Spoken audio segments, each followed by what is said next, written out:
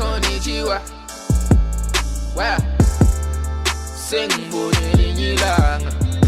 Konnichiwa. Nyazibongela bedinganga. Konnichiwa. Wow. Sengbone ninyilanga. Konnichiwa.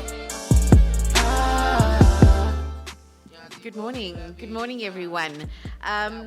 Thank you very much for the intro. I think the one thing that you said that really spoke to me and was something I was thinking about when the session came into being is we are competitors, right? All of us sitting on the panel are competitors, but we've come together today as human beings. We've come together today as human beings wanting to do good and wanting to show the good that we are doing within our respective roles. So thank you again for having me this morning. My name's Navisha, and I have the pleasure of being a part of Mondelez International. And what is it that we do at Mondelez International? We make snacks. We play in the chocolate space, in the biscuit space, in the gum and candy space, and powdered beverages. I'm sure some of you know some of our brands. Some of you have heard of them. Some of you may have them in your pantry, I hope. Some of you may have grown up with our brands. We have the iconic Cadbury Dairy Milk, which is a legacy brand in South Africa, been in the country for over 85 years. And interestingly enough, outside of the UK and outside of the Cadbury brothers and their development plans, South Africa and Quebec or the Port Elizabeth was one of the first factories built outside the UK by the Cadbury brothers. And then we have local favorites like Lunch Bar. I mean, we all have that nostalgic feeling when we hear about Macatini and the classic ads that come along with the such. And Chappies, our first Google. So who are we and what is it that we're actually about? What is our purpose? At Mondelez, our key purpose is to enable people to snack right. Over the years, we all know that the snacking needs of our consumers, of all of us in the room, have changed. We want to ensure that as a business, we are bringing the right snack to our consumers in the right way, made the right way. And I think that is the biggest part of the discussion today. It's around making our products in the right way. Just like Leanne showed you, we have a very, very extensive ESG philosophy in terms of how we go about doing things and what we're doing. We've also got a bit of a wheel going on, same colors, similar colors as Leanne going on there. But really it's about bringing people and teaching people, empowering people to snack right and to snack in a meaningful way.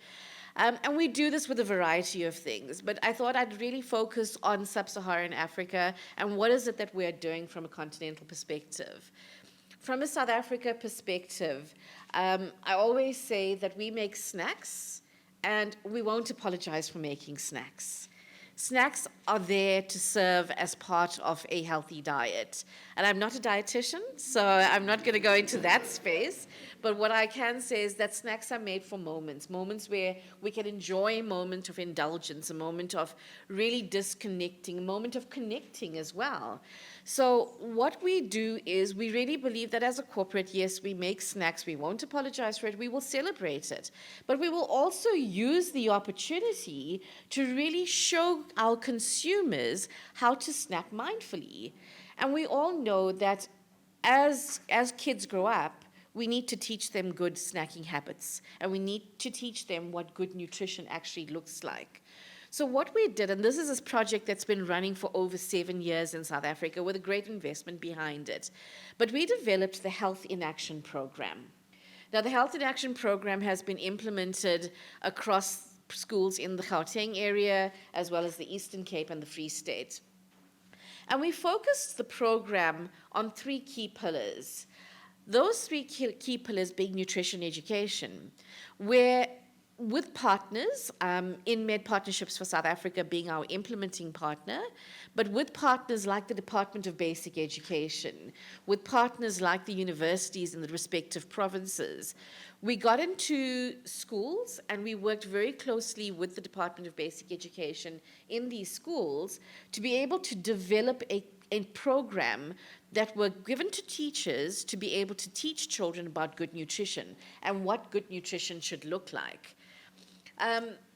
We worked with teachers in terms of implementing the program in a space of language. So, how can we use or talk about good nutrition within languages? How can we talk about good nutrition within our sciences? How could we talk about good nutrition as part of life orientation? So really worked and showed them and gave them ways in which they can make learning fun and engaging for kids. You introduce an element of fun and learning, and kids learn in a lot easier manner. The second pillar was giving them access to fresh food. So yay, we know what good nutrition looks like. We know what a healthy plate looks like.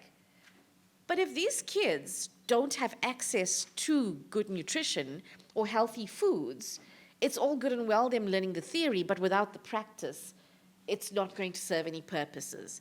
So as part of the access to fresh foods pillar, what we did was we developed school gardens.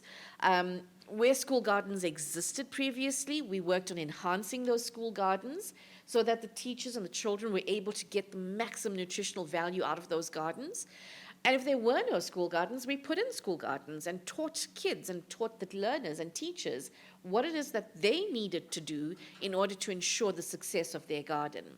We also introduced a program called aquaponics. And aquaponics, I'll go into a bit of detail in a later slide, but we developed 2 commercial aquaponics sites where where as part of the program, all the produce, including the protein that came out of those farms, were then channeled into the schools for the schools to be able to use in their feeding programs. And then lastly, you teach them about good nutrition. You give them good nutrition, but we know our children are leading very sedentary lifestyles. We know that they're not getting out there and playing as much as they should be playing. The third aspect of the program was around active play. So really getting kids involved, get kids moving again. We got unemployed youth from the communities to be able to come through and spend time in the schools supporting the teachers to be able to get the kids to be moving again. Overall, and I think impact is very important, overall, the impact was phenomenal over the 7 years. We were able to reach 71 schools in the 3 provinces. Over 500,000 children were positively impacted. And it's all good and well to say, well, 500,000 children, how are we going to measure this? How do we know for fact that we have really impacted these kids?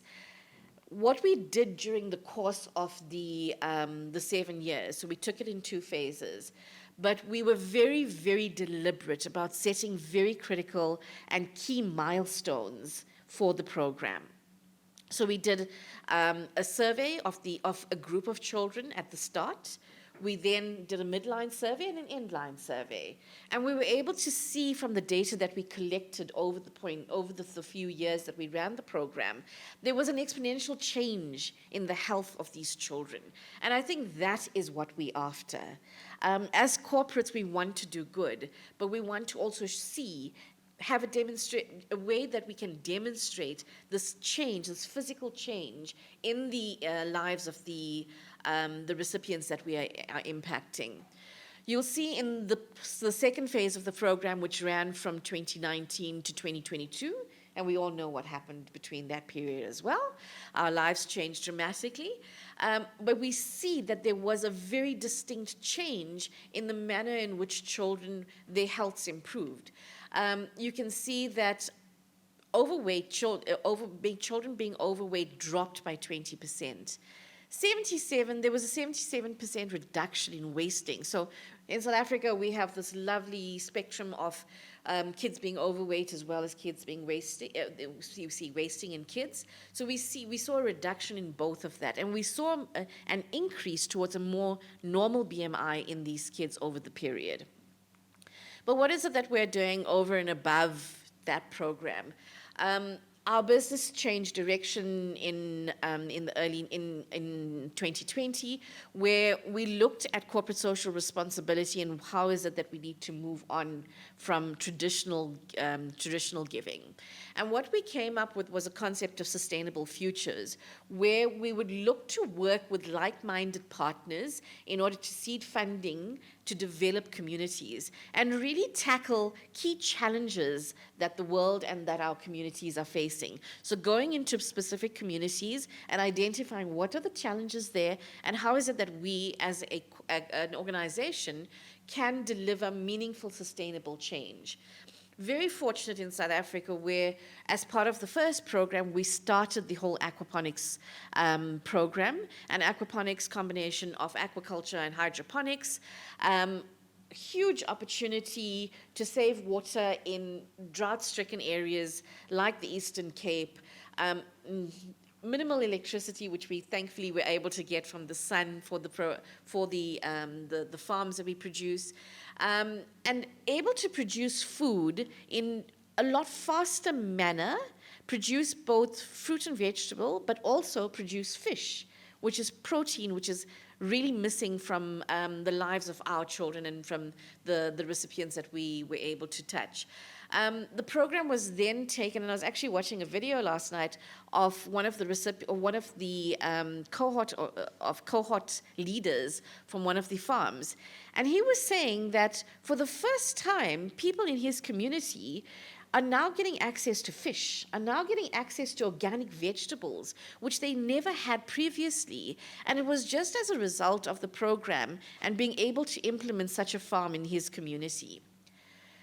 And I think we saw a couple of conversations this morning where we talked across the board, not just doing corporate social responsibility. One of our flagship programs is called Cocoa Life. And we all know without cocoa, we have no chocolate. So what we have done globally is we've made a really critical and big investment into cocoa farming across the cocoa growing nations. Ghana and Cote d'Ivoire, or the Ivory Coast, produces 2/3 of the cocoa needed in the world.